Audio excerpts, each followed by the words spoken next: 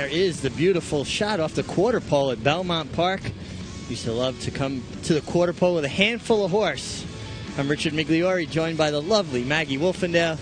Maggie, you still must get a kick out of it breezing horses on the main track. I was just going to say that, Richie. I really do, especially when you're on a nice one like my big horse, Noble Cornerstone.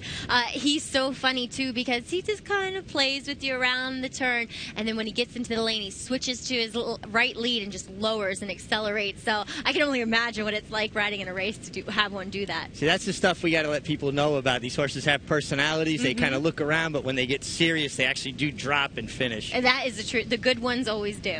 Absolutely. Well, speaking of good ones, we had a very busy work tab this morning, and American Pharoah, our 12th Triple Crown winner, had probably his first serious breeze out on the West Coast. Exactly. 59-2. Right. His third breeze since winning our Belmont and the Triple Crown, of course. He did, as you said, a 59-2 breeze. It always looks as though this horse is doing things so easily.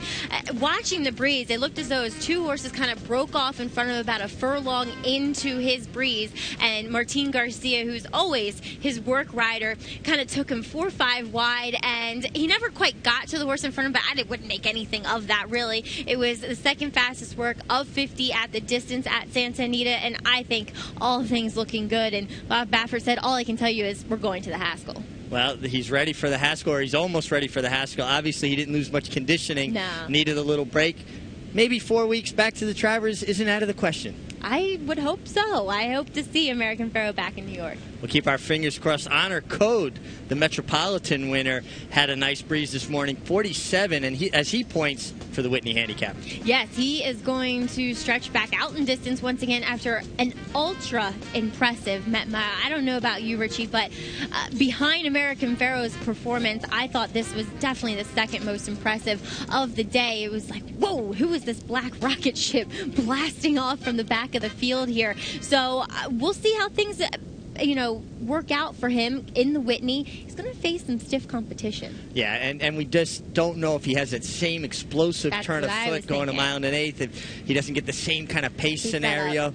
But, the Metropolitan with his pedigree already made him a stallion, and I would never discount any horse that shouldn't get 8 points to a big race. Right. He's the son of AP&D. I think he can handle it. But Jimmy Jerkins might have something to say about Honor Code.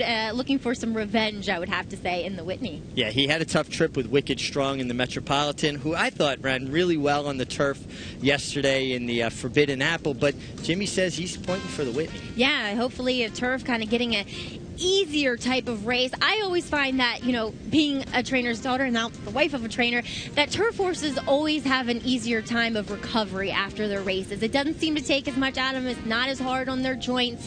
So I think this was a good race to place in between that Met Mile and the Whitney Handicap. Yeah, I think from a mental standpoint, too, just changing this horse's mind around a little bit, because he was saying he felt like he was getting a little bored in his training. Exactly. And two, he was a lot more relaxed and focused yesterday in the paddock, which was a complete different thing than what we saw on Belmont Stakes Day. It seemed as though both of Jimmy's horses kind of ran their races prior to that Met Mile. So I like the fact that both these horses kind of regrouped mentally, and obviously FNX taking down Tonalist in the Suburban as well. Yeah, so Jimmy might have some other representation in that Whitney VE Day FNX. And I got to visit with Rajiv Maharaj this morning. I was in the hospital with him for about an hour. And, he's beat up, but he's doing well, and it looks like he's not going to have surgery. He won't make the Whitney, but he was saying he thought that he would be tough in the Whitney because of how much he likes Saratoga. He does. That horse definitely relishes Saratoga. It's interesting to see ones that do. They seem to blossom when they get up there. Some actually go the other way, but it's really fun to watch and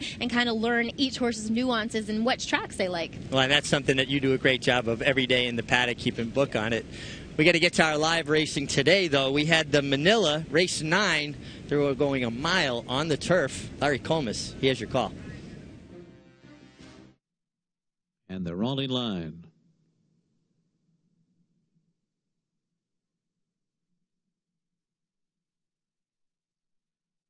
They're off in the Manila. Gallery had a good start from the far outside. A Plum, Cronin the Barbarian, and a Lot are all right together. The four of them closely packed in the run onto the backstretch.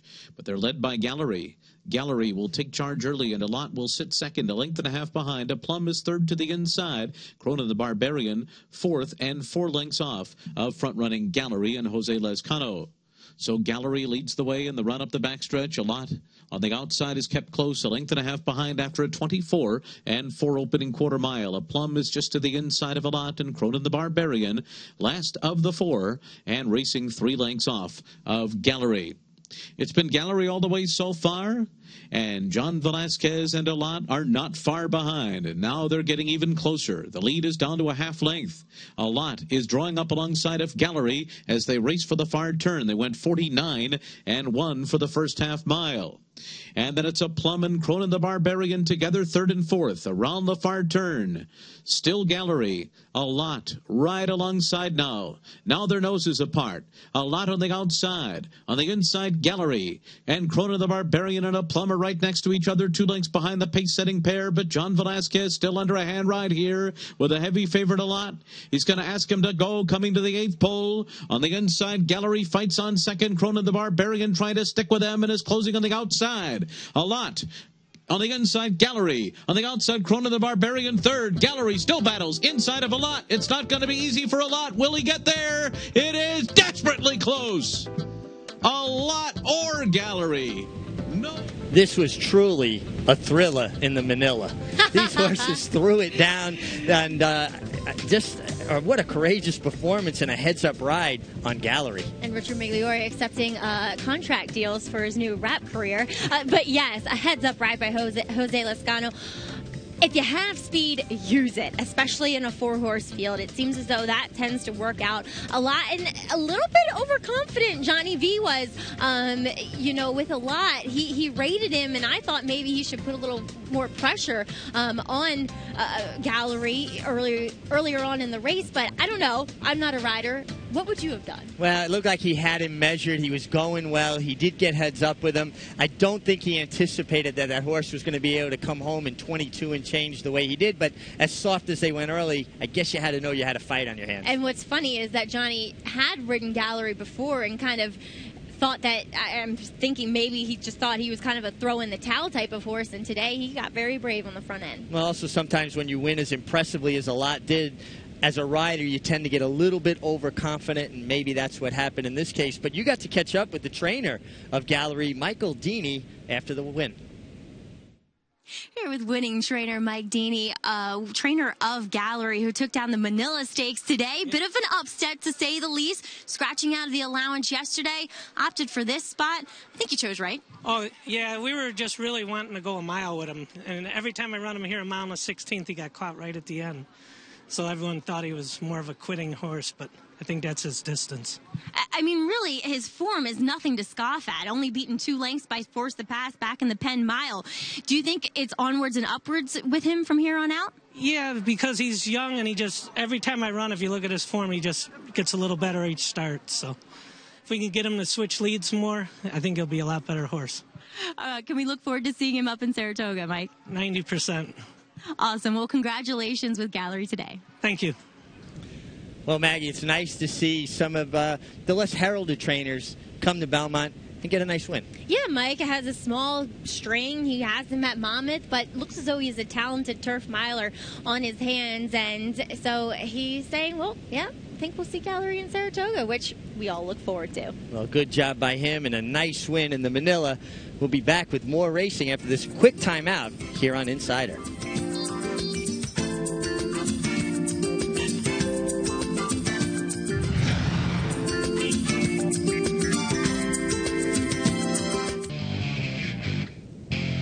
With only 5 days left at beautiful Belmont Park, our attention turns to Saratoga. And you can reserve your table today in the backyard picnic area or the all-new Carousel Sports Bar. You can go online, Ticketmaster.com, or call 844-NYRA-TIX. Saratoga, right around the corner, Maggie. Can't wait to get there. Absolutely great time of year.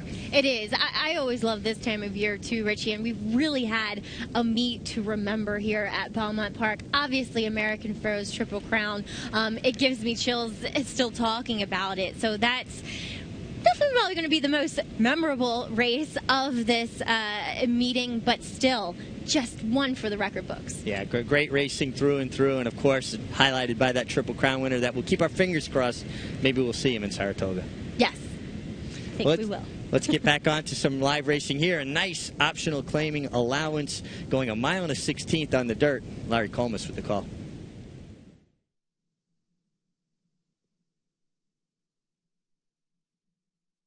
They're off.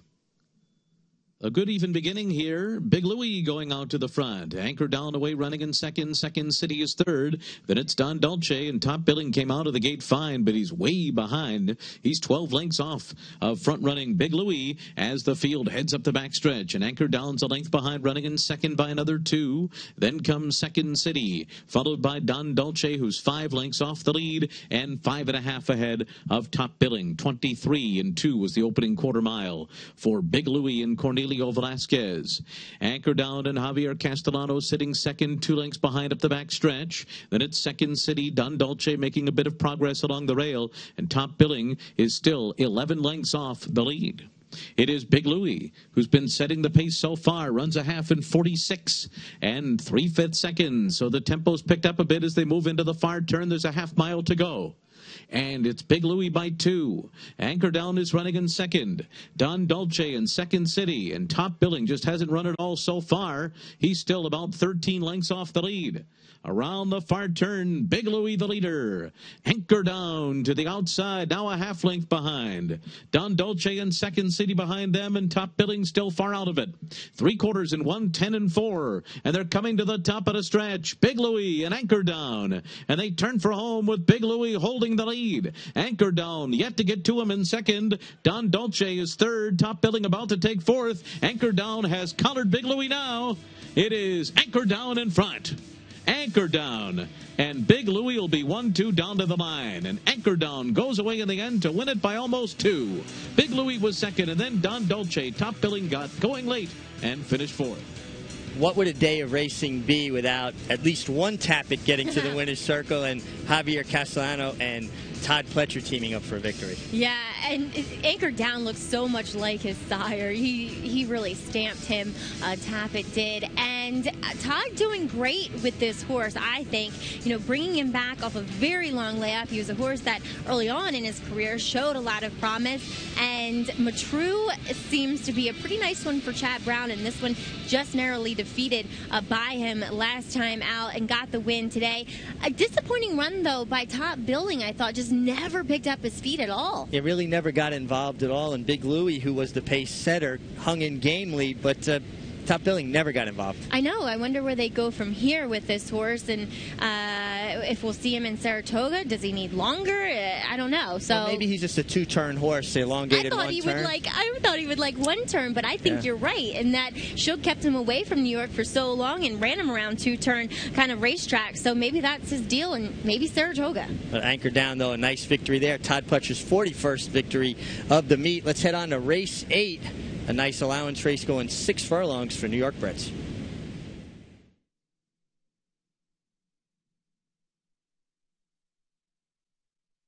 They're off. H-Man just walked out of the gate, lost about 8 lengths at the beginning. Little Popsy on the inside goes out to take the early lead.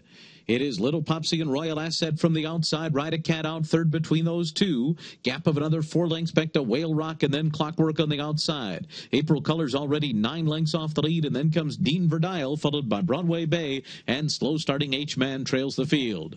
So it's Royal Asset and Little Popsy going at it, and they really are a 21-3 opening quarter mile. These two going right at each other on the far turn.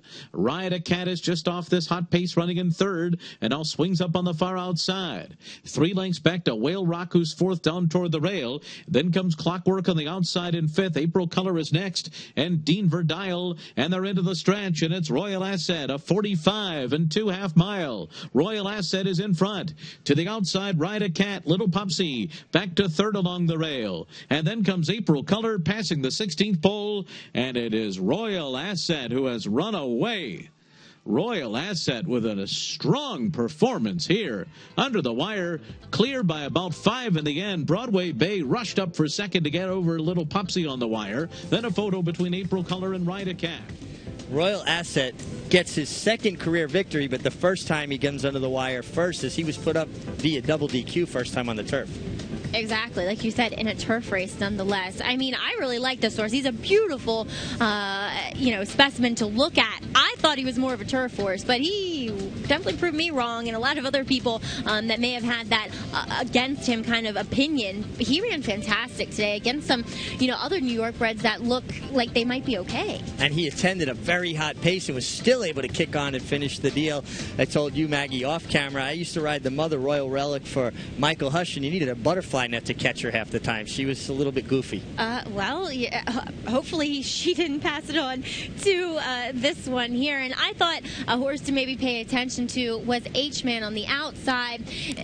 They took a look at it as far as, whether or not to declare him a starter or not, and the handler did turn him loose. He just turned his head way to the side and kind of got discombobulated in there. I thought he was ready to run a really big race, but when you break 8 lengths behind the field, you don't have much shot. No, not much shot. And our gate crew does a great job. Mm-hmm. One of those instances where a horse just acts up at exactly the wrong moment. Oh, right, exactly. It's like he just kind of got confused in there, and the field broke, and he said, uh-oh, we got to go too. Okay, well, let's head out to our rapid-fire succession of 7. 1, 2, 4, 5, 6, 7, and 10. And now True Bet joins Dusk to Dawn after a 45 and 4.5 mile, and it is now True Bet in front.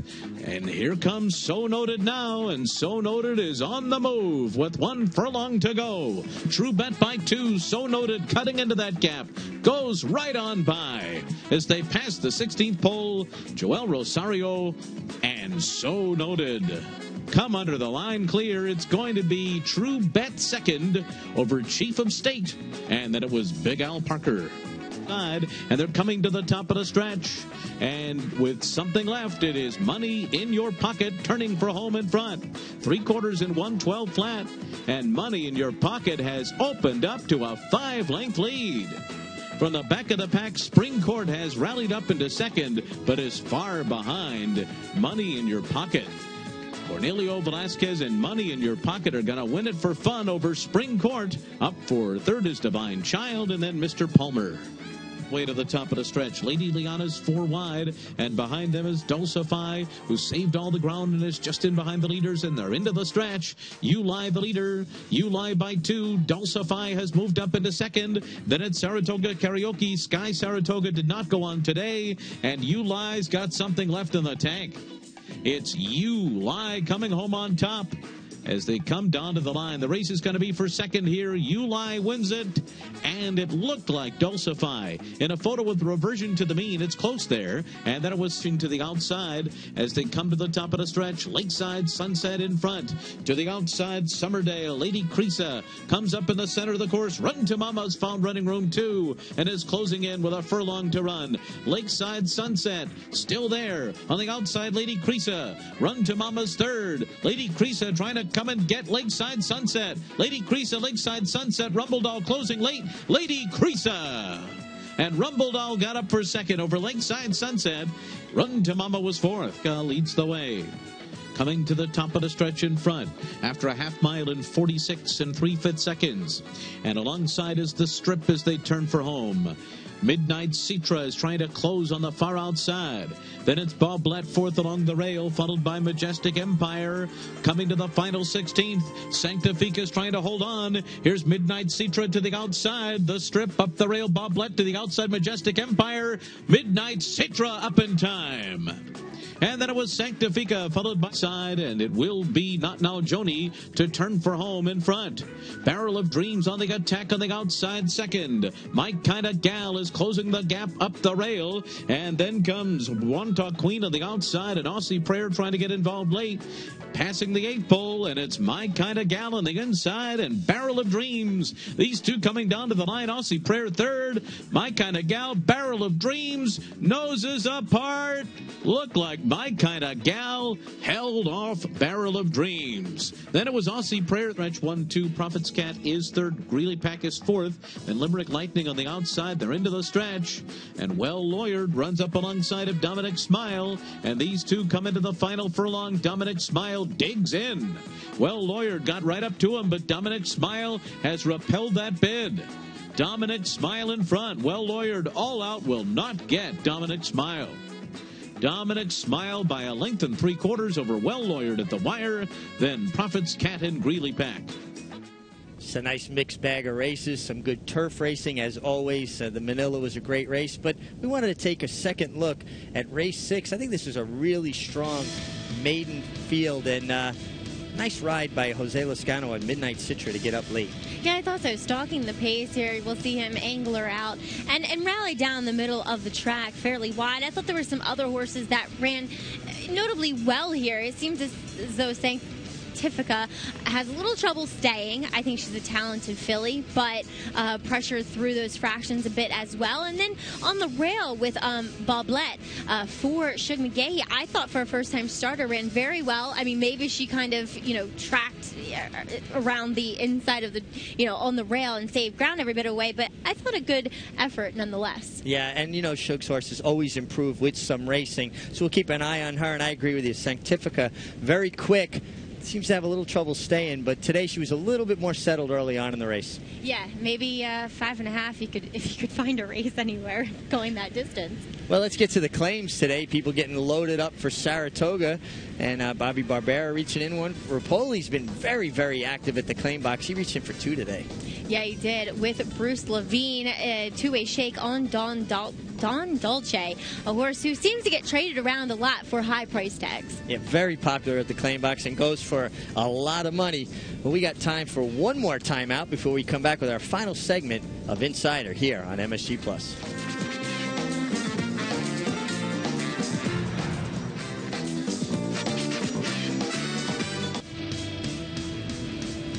Maggie, before we get to our top performers, news just coming out about California Chrome from Marcus Hirsch of the DRF via Twitter that California Chrome is out for the rest of 2015 with a bruised cannonbone. Yeah, Marcus Hirsch, kind of the beat writer for the form out there at Arlington Park.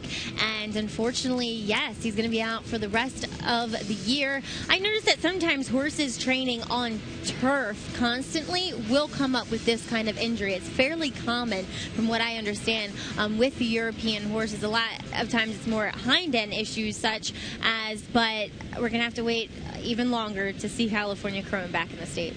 It really seems like kind of a waste to me what they did with this horse in his 4-year-old campaign. Such a talented horse, and instead of setting him up to succeed, to put him in a position to excel, they basically set him up to fail. Yeah, I don't understand why do you have to get this horse to turf and European and everything. Dirt horses sell as stallions. I mean, most of our stallions are dirt horses, so I know his pedigree isn't as good, but you think about a horse such as in European, talking about European horses, Paco Boy had no pedigree whatsoever, but he was a runner, he was a winner. Now he's siring winners now in his sophomore year of being a stallion, so it happens. It definitely happens, and you like horses that are competitive and pass on that competitive edge.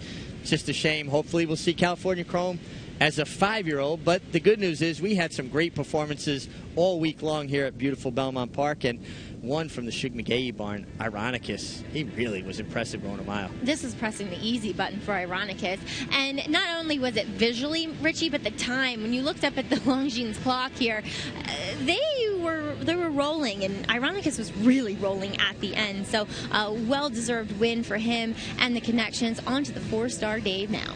Yeah, and he definitely earned his shot in there. A horse that I thought was really impressive. Surprised that he went wire to wire. Not surprised that he won was Classy Class. Yeah, Classy Class with his best Spire speed figure thus far in his career, a 95, and he's kind of been milling around in that lower tier of 3-year-olds. Maybe this race gives him the confidence boost and gets him up to that kind of upper tier of 3-year-olds, and maybe we'll see him in one of those 3-year-old stakes early on in the meet at Saratoga.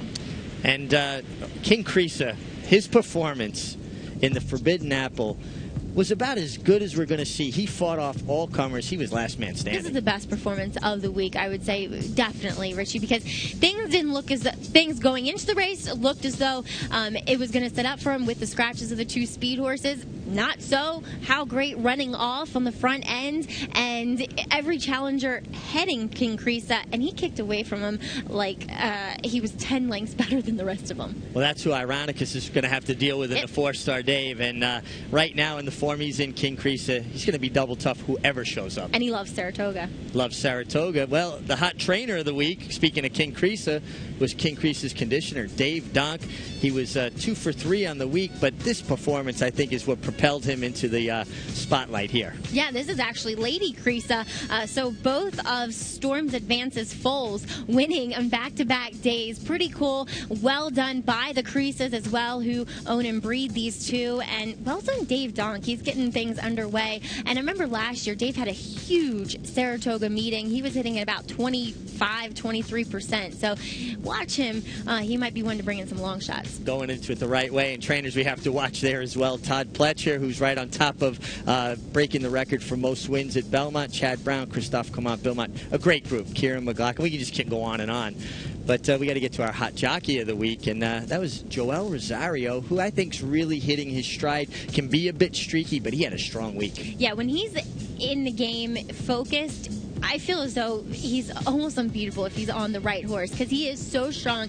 And when he's riding smartly, he rides every horse smart and puts them in a position where they can win. And that's all you can ask of any rider. Jose Lascano was our riding star of the day with a terrific ride in the Manila. Javier Castellano eating into that Irad Ortiz lead, who is now sitting out a suspension and just maybe a little bit banged up from that spill the other day. But Joe Rosario heating up at the right time heading to Saratoga. Yeah, I think we're going to see Javier take down the jockey standings. I'm making that prediction now. I think it's a pretty good bet. He's got a lot of momentum. David Jacobson pulled one ahead of Michael Dubb, who I'm sure is not done just yet. And always an interesting owner's race, and Michael Dubb seems to be involved in all of them. Yeah, he is. But, Richie, we had a great stake race today, the Manila, and just paying a little bit of homage to that great racehorse. In 1986, he was the turf champion, and, I mean, you look at his record. I was looking at it. He was 12 for 18 lifetime and made nearly 2.7 on the racetrack, which back in those days was big money. Well, here is Manila winning that Turf Classic, and just a beautiful horse, and a horse that Jose Santos was probably his first big horse. Yeah, it is, but great watching that there, and we're just about done. Well, Maggie, it was great working with you all week. Jason will be back Wednesday, as we will. Thank you for watching on MSG Plus.